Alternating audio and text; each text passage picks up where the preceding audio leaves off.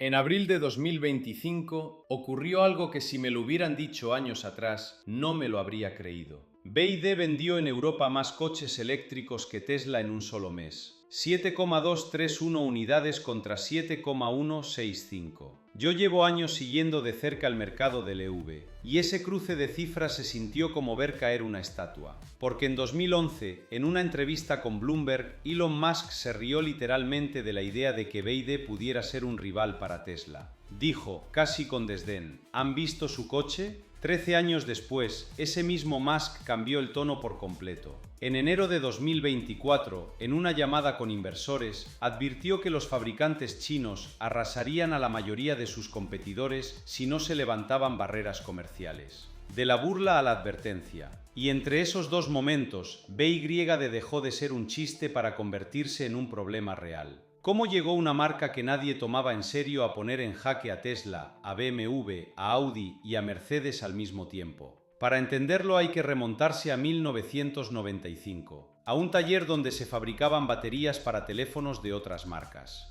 Lo que me fascina de este momento es que no fue un pico aislado. En el tercer trimestre de 2024, los ingresos trimestrales de BYD ya habían superado a los de Tesla, y cuando llegó el cierre del año, la cifra completa lo confirmó: 107,000 millones de dólares en ingresos, frente a los 97,700 millones de Tesla. Por primera vez en la historia, la balanza se inclinaba del lado chino. Eso no es una anécdota de un mes bueno, es una tendencia que se sostuvo trimestre tras trimestre, mientras Tesla, por primera vez en su historia, veía caer sus entregas anuales. Y el salto no se detuvo ahí. Si en abril de 2025 BYD apenas empataba a Tesla en ventas mensuales de eléctricos en Europa, para el primer trimestre de 2026, la historia ya era otra completamente distinta. Las ventas de BYD en el continente crecieron un 154,7%. Su cuota del mercado de EV llegó al 7,5%. Y la marca se instaló en el top 3 de vehículos eléctricos de Europa, por delante de BMW, de Audi y de Mercedes-Benz.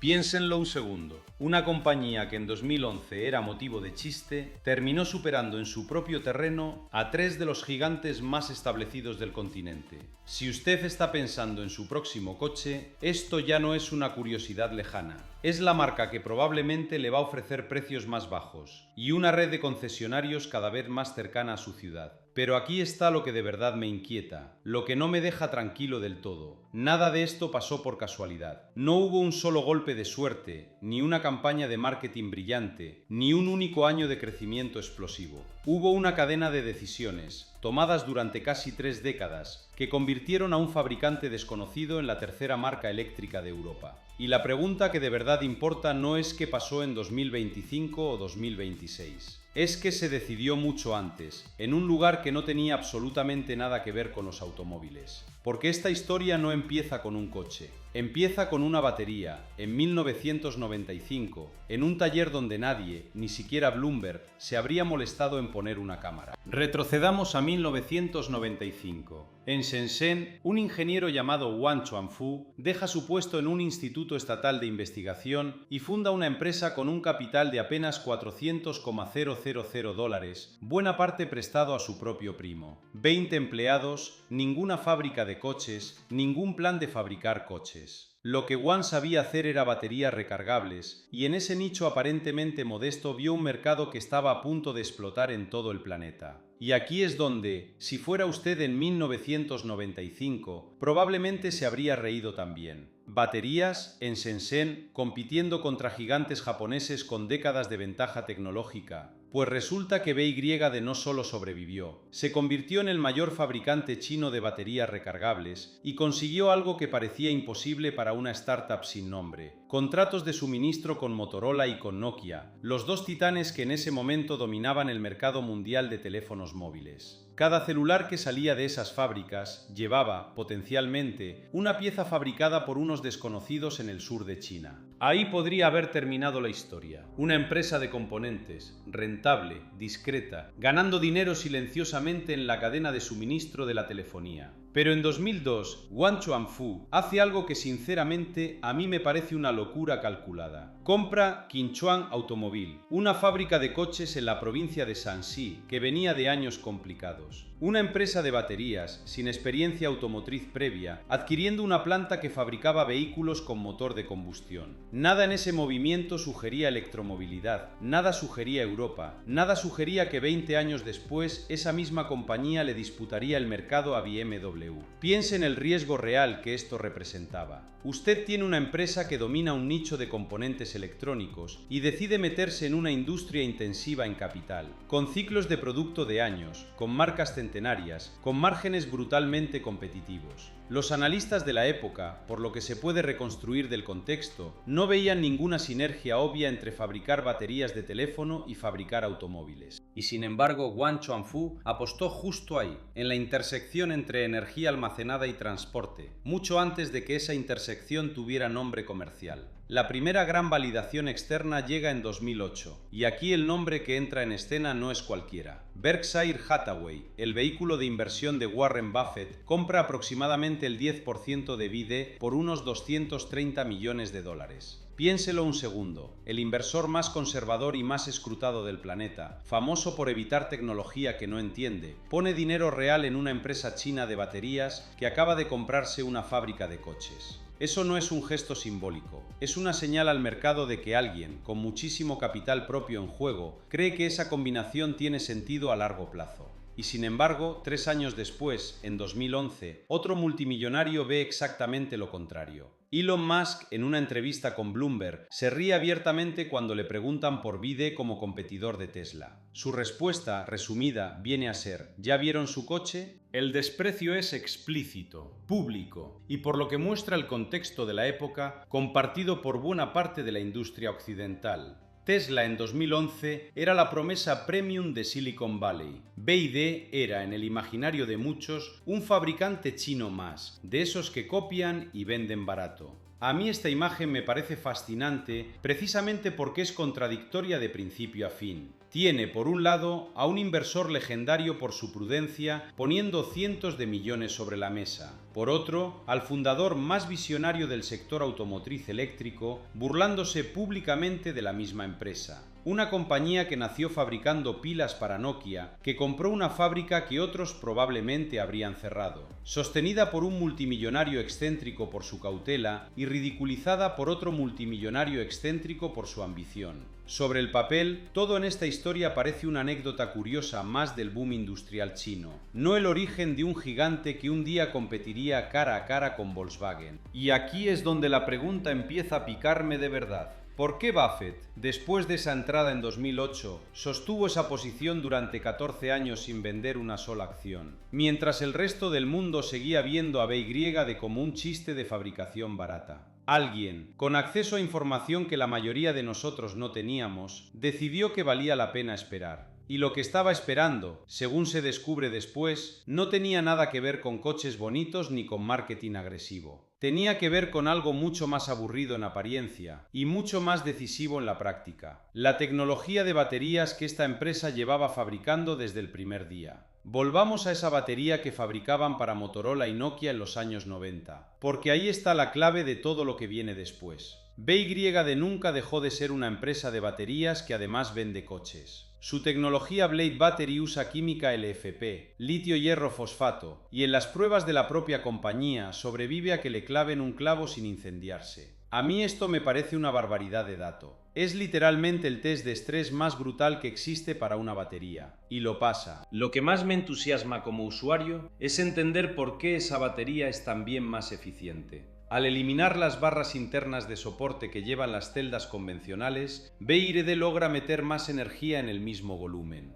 Traducido a la vida real, más autonomía sin inflar el tamaño del pack, y un diseño intrínsecamente más seguro. Esto no es marketing de feria, es ingeniería heredada directamente de fabricar baterías para móviles, donde un fallo térmico no es una anécdota, es un titular. Y luego está el sistema de EMI, que a mí me parece uno de los trucos más inteligentes de la industria. En vez de usar el motor de combustión para mover las ruedas como en un híbrido normal, BY lo convierte casi siempre en un generador que alimenta al motor eléctrico. El resultado es un consumo de combustible mucho menor. Para quien compra el coche, esto significa una factura de gasolina que baja de forma notable sin sacrificar la comodidad de no depender solo de cargadores. Con esas dos piezas, batería que no arde y motor que ahorra, BYD tenía por fin algo que ofrecer fuera de China. Y lo probó en agosto de 2021, en Noruega, uno de los mercados más exigentes y más eléctrico del planeta, con el SUV Tang. No fue una campaña ruidosa, fue una apuesta calculada, con un objetivo modesto de 1.500 unidades antes de que acabara el año.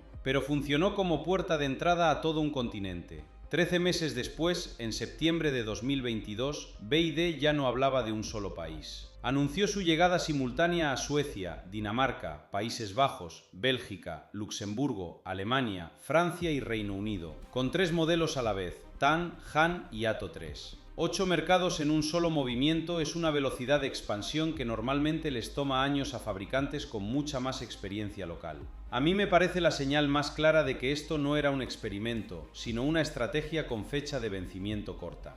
Pero vender coches en Europa exige algo que ninguna estrategia de marketing resuelve: ¿cómo los llevas hasta allí? Y en enero de 2024, BYD respondió construyendo su propia flota naviera. El Explorer número 1, con capacidad para 7.000 vehículos, zarpó de Shenzhen directo a Vlissingen, en Países Bajos, y a Bremerhaven, en Alemania. La compañía anunció planes de poner en marcha hasta 8 barcos como este. Cuando una empresa deja de depender de navieras externas y se construye su propia logística marítima, ya no está probando un mercado, se está instalando en él. Todo esto empezó a verse en los números de una forma que, sinceramente, a mí me costó creer la primera vez que la leí. En el tercer trimestre de 2024, por primera vez en la historia, los ingresos trimestrales de BYD superaron a los de Tesla. No fue un mes suelto ni una anomalía contable. Fue la confirmación de una tendencia que llevaba meses gestándose en Noruega, en Alemania, en cada barco que cruzaba el Índico. El cierre del año lo dejó todavía más claro. En 2024, BYD facturó 107.000 millones de dólares frente a los 97.700 de Tesla y entregó 4,27 millones de vehículos eléctricos e híbridos enchufables combinados, contra 1.790.000 eléctricos puros de Tesla, que además vio caer sus entregas anuales por primera vez en su historia. Sí, hay un matiz importante. Gran parte del volumen de BYD son híbridos, no eléctricos puros. Pero en ingresos totales, el sorpaso ya era un hecho consumado. Y aquí es donde, si yo estuviera sentado en Múnich o en Bruselas viendo estas cifras, empezaría a hacerme una pregunta incómoda. Una empresa que hace 5 años vendía sus primeros 1.500 coches en Noruega, ahora factura más que Tesla, tiene su propia flota de barcos y coloca coches en 8 países europeos a la vez. Ese tipo de velocidad no pasa desapercibida para nadie, y mucho menos para los reguladores que fijan las reglas del mercado al que BYD acababa de entrar por la puerta grande. Aquí tiene algo que, si fuera guionista de Hollywood, ni me atrevería a escribir. En el papel, todo debería haberse frenado para BYD a finales de 2024. Aranceles, denuncias, escándalos laborales, márgenes cayendo. Y sin embargo, en abril de 2025, esta empresa vendió más coches eléctricos en Europa que Tesla en un solo mes. Vamos a ver por qué eso no debería haber pasado y por qué, aún así, pasó. Empecemos por Bruselas.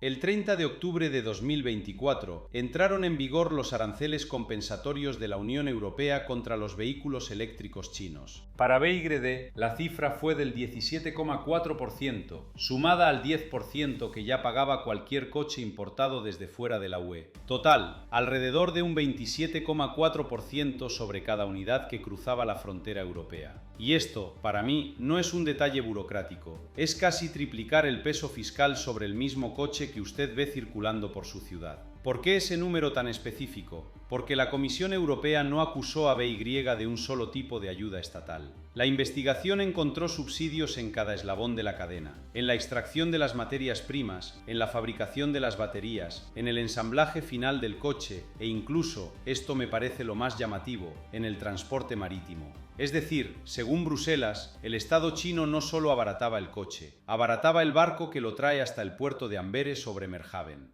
Y aquí viene la parte que de verdad me incomoda contar. En diciembre de 2024, las autoridades brasileñas descubrieron 471 trabajadores chinos introducidos de forma ilegal en la construcción de una planta de BY en Brasil. De ellos, 163 fueron reconocidos oficialmente como víctimas de condiciones asimilables a la esclavitud, pasaportes confiscados, hasta un 60% del salario retenido y un solo baño para 31 personas. Léalo otra vez despacio, porque no es una anécdota menor dentro de una historia de éxito empresarial. BY afirmó que no tenía conocimiento de la situación hasta que la prensa brasileña la sacó a la luz a finales de noviembre de 2024. Y las acusaciones apuntaron, en primer lugar, a los subcontratistas responsables de la obra. En mayo de 2025, la Fiscalía brasileña presentó una demanda contra BID y esos contratistas, reclamando el equivalente a unos 45 millones de dólares en compensación. Y la historia no se cerró ahí. En abril de 2026, Brasil incluyó a BID en su registro oficial de empleadores con trabajo esclavo, lo que le cierra el acceso a ciertos créditos bancarios, aunque no detiene la producción de la planta. Mientras Europa y Brasil investigaban, en China la situación era, si cabe, más brutal todavía. Entre 2023 y 2025, la guerra de precios entre fabricantes chinos borró hasta 69,000 millones de dólares de ingresos de toda la industria. El precio medio de un coche cayó un 11%, de 217,000 a 194,000 yuanes. BYD no fue inmune. En 2025 facturó un récord de 116,000 millones de dólares, superando otra vez a Tesla, pero su beneficio neto cayó un 19%, la primera caída anual desde 2021. Fabricar más y vender más, y aún así ganar menos dinero por coche. Esa es la trampa en la que estaba metida la empresa que, según Bruselas, recibía ayudas por todos lados. Deténgase un segundo conmigo aquí, porque esto es lo que a mí me deja pensando de verdad. Tenemos una empresa golpeada con un arancel del 27,4% en su principal mercado de expansión. Tenemos una empresa arrastrando un escándalo de trabajo esclavo en Brasil, con demandas judiciales activas y su nombre en un registro oficial de infractores. Y tenemos una empresa cuya propia matriz, en su mercado local, veía cómo su margen se desangraba en una guerra de precios feroz. Sobre el papel, esto es un cóctel perfecto para frenar cualquier expansión internacional. Y sin embargo, ese mismo mes de abril de 2025, con los aranceles ya en vigor desde hacía medio año, con el escándalo brasileño ya destapado, con la prensa financiera hablando de márgenes en caída, BYD vendió en Europa 7,231 coches eléctricos frente a los 7,165 de Tesla. Por primera vez en la historia, superó a Tesla en su propio terreno, el de los eléctricos puros, en pleno fuego cruzado regulatorio y judicial. A mí esto me obliga a hacerme una pregunta que no tiene una respuesta cómoda. ¿Cómo sobrevive, y encima crece, una empresa que en teoría estaba siendo castigada desde 3 frentes distintos a la vez? La respuesta no está en negar los problemas, son reales, están documentados, algunos siguen en los tribunales. La respuesta está en algo que BYD hizo con su estrategia europea, algo que cambió por completo las reglas del juego antes de que los aranceles terminaran de morder. Y eso es exactamente lo que vamos a desmontar a continuación. Hay un momento en el que una empresa deja de intentar parecerse a sus rivales y empieza a jugar con sus propias reglas. Eso es exactamente lo que veo cuando miro los números del primer trimestre de 2026. El 53,1% de lo que BYD vendió en Europa no fueron eléctricos puros, sino híbridos enchufables. El modelo más vendido de toda su gama en el continente fue el Silu, un híbrido. Y esto para mí no es un paso atrás. Es la jugada más inteligente que ha hecho la compañía desde que puso un pie en Noruega. Piénselo desde su propia vida. Usted todavía no tiene un cargador rápido a 5 minutos de casa, y la mitad de Europa tampoco. BYD lo sabe. Por eso apuesta por el sistema de MI, ese motor que actúa como generador en vez de mover las ruedas directamente, y que le permite a un comprador ansioso por electrificarse hacerlo sin depender todavía de una red de carga que sigue rezagada frente a la demanda. Es una estrategia de transición, no de retirada. Mientras tanto, en Hungría, algo se estaba cocinando desde diciembre de 2023. La construcción de una fábrica en Szeged. En enero de 2026, empezó ahí la producción de prueba de automóviles de pasajeros, con el Dolphin Surf como primer modelo en línea. La capacidad inicial anunciada es de 150,000 unidades al año, con planes de escalar hasta 300,000. Hubo retrasos. El ensamblaje en serie se movió del segundo al cuarto trimestre de 2026. Pero la dirección del proyecto no cambió. Fabricar dentro de la Unión Europea, no solo vender en ella. Y aquí viene un giro que a mí me parece revelador. BYD puso en pausa un proyecto de fábrica en Turquía valorado en 1,000 millones de dólares para priorizar Hungría. ¿Por qué importa esto? Porque los coches fabricados en Hungría o en Turquía acceden al mercado europeo con las condiciones aduaneras existentes, esquivando los aranceles antisubsidio adicionales que sí pagan los autos importados directamente desde China. No es casualidad donde se decide construir. Y aquí está la ironía que por mí resume toda esta historia. La misma Comisión Europea que impuso a BYD un arancel compensatorio del 17,4% sobre el 10% base, por considerar que China subsidia toda la cadena, desde las materias primas hasta el transporte marítimo, abrió, en paralelo, una investigación preliminar sobre si la propia fábrica húngara recibe subsidios chinos. Es decir, Bruselas grava a BYD por entrar como importación subsidiada, mientras investiga si la fábrica que evita ese arancel esconde el mismo problema. Esa investigación está en una etapa temprana. No hay conclusiones todavía y conviene no adelantarlas. En el terreno comercial, la expansión ha sido igual de agresiva. BYD planea llegar a 1,000 puntos de venta en Europa a finales de 2025 y duplicar esa cifra en 2026. Solo en Alemania, la red de concesionarios pasa de 27 a 120. Y para llenar esos concesionarios, la compañía ha ofrecido descuentos que, sumando subsidios estatales, llegan hasta los 16,000 euros por unidad. Si usted está pensando en su próximo coche, esta es exactamente la clase de presión de precios que debería estar vigilando. El resultado de toda esta maquinaria se ve en una sola cifra. En el primer trimestre de 2026, las ventas de BYD en Europa crecieron un 154,7%, hasta 73,535 unidades, elevando su cuota del mercado de eléctricos al 7,5%. Eso la coloca entre las tres marcas de EV más vendidas de Europa, superando en ventas de eléctricos a BMW, Audi y Mercedes-Benz, tres apellidos que llevan décadas definiendo lo que significa un automóvil alemán de prestigio. Y ese golpe se siente en carne propia dentro de esas mismas compañías. Volkswagen anunció un plan para recortar 100,000 empleos y detener producción en 4 plantas. Audi confirmó el recorte de 7,500 puestos en Alemania de aquí a 2029. Stellantis reportó una pérdida de 22,300 millones de libras, congeló sus dividendos y frenó parte de sus programas de eléctricos. Ojo, estas decisiones responden a varios factores a la vez, incluida la caída general del mercado, y la competencia china es uno de ellos, no el único culpable. Aún así, la Asociación de Fabricantes de Componentes Europeos calcula, como estimación, que hasta 350,000 empleos podrían estar en riesgo por el avance de los rivales chinos. Es una proyección, no un hecho consumado. Así que ahí es donde quedamos. Una empresa de la que se reían en 2011 hoy hace temblar simultáneamente a 3 de los gigantes históricos del automóvil europeo,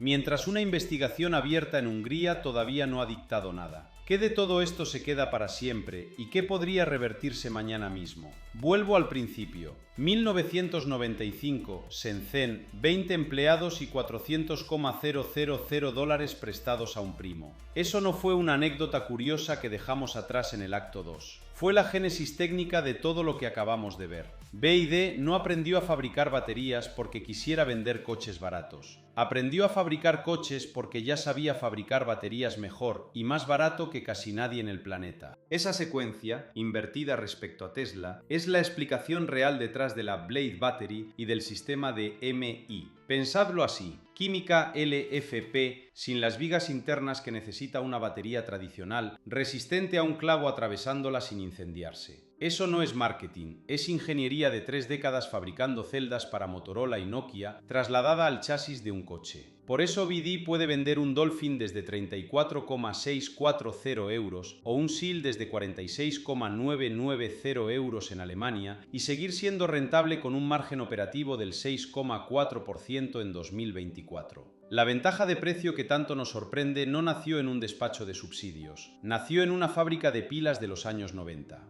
Ahora la parte honesta, porque me importa más contaros la verdad que venderos un sueño. La infraestructura de carga en Europa todavía no corre al ritmo de esta ola. La cuota de BEV en la UOE subió al 19,7% en los primeros 4 meses de 2026, pero eso significa que 8 de cada 10 coches nuevos siguen sin ser eléctricos, y buena parte de esa brecha es simplemente que no hay suficientes cargadores donde la gente vive. Segundo problema real, la guerra de precios. En China ya borró hasta 69,000 millones de dólares de ingresos del sector entre 2023 y 2025. Y la propia BYD vio caer su beneficio neto un 19% en 2025, pese a facturar 116,000 millones de dólares. Analistas como Jürgen Piper advierten, y subrayo, es su opinión, no un hecho consumado, que si esa guerra de precios cruza Europa, el valor residual de estos coches podría resentirse. Si estáis pensando en comprar uno, es la pregunta que yo me haría antes de firmar. Tercero, ni Hungría ni Brasil están cerrados. La investigación de Bruselas sobre si la fábrica de Szeged recibió subsidios chinos está en fase temprana. No hay conclusión, y tratarla como culpabilidad sería injusto. Y el caso brasileño, con 471 trabajadores y condiciones asimilables a esclavitud, apunta hoy principalmente a los subcontratistas, aunque BYD ya figura en el registro de empleadores infractores desde abril de 2026. Son heridas abiertas, no cicatrices cerradas, y como espectador informado hay que dejarlas así. Y aun con todo eso sobre la mesa, los números de 2026 no mienten. 154,7% de crecimiento en Europa, 7,5% de cuota, tercer puesto por delante de BMW, Audi y Mercedes en ventas de eléctricos. Esto no es un golpe de suerte publicitario, es una empresa de baterías que se convirtió en fabricante de coches y demostró que barato, seguro y en rápida evolución pueden convivir en el mismo vehículo. Por eso, si me preguntáis, esta es una tendencia que merece que la sigáis de cerca, y un coche al que vale la pena echarle un ojo la próxima vez que cambiéis de vehículo. Con los ojos abiertos a las tarifas, las investigaciones pendientes y la guerra de precios que aún puede escribir el próximo capítulo. Decidme en los comentarios, ¿os subiríais a uno o todavía os retiene la costumbre de la marca conocida?